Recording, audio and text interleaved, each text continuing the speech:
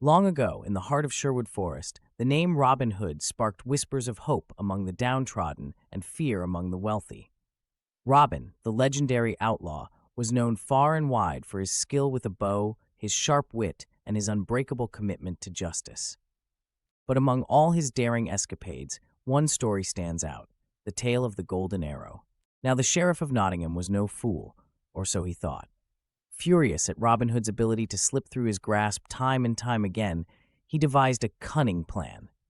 The sheriff announced a grand archery tournament, open to any and all who wished to compete, with a prize that was guaranteed to catch Robin's attention: a golden arrow. It was a trap, of course. The sheriff was certain Robin could not resist the opportunity to prove once and for all that he was the greatest archer in the land.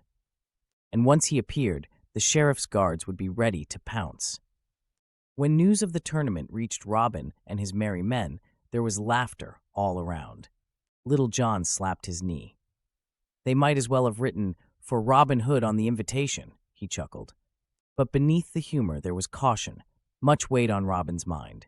The sheriff's intent was obvious, and the risk was great. Yet the thought of turning down such a challenge stirred something deep within him. "I'll go," Robin declared, a sly smile forming on his face. But not how he expects. On the day of the tournament, the crowd gathered in anticipation. Competitors from all over England lined up, each eager to test their skill. Among them stood a man no one recognized, an old, weathered peasant, hunched over with a rusty bow in hand.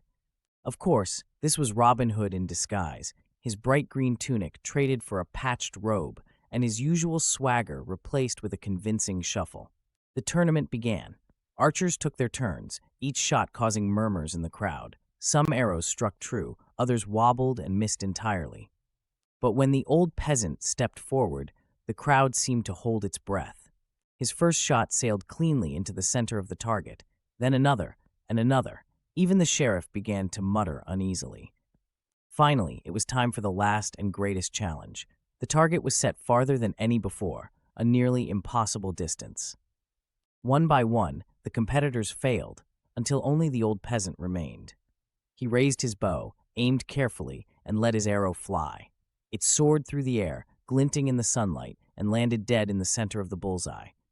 The crowd erupted in cheers, but the sheriff's victory smile was short-lived.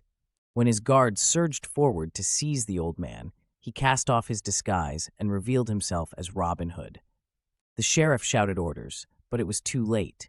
Robin's merry men, hidden in the crowd, sprang into action, creating chaos and clearing a path for their leader.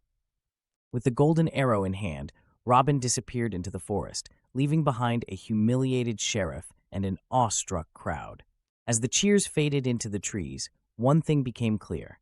Robin Hood had proven once again that his cunning and courage were as golden as the arrow itself.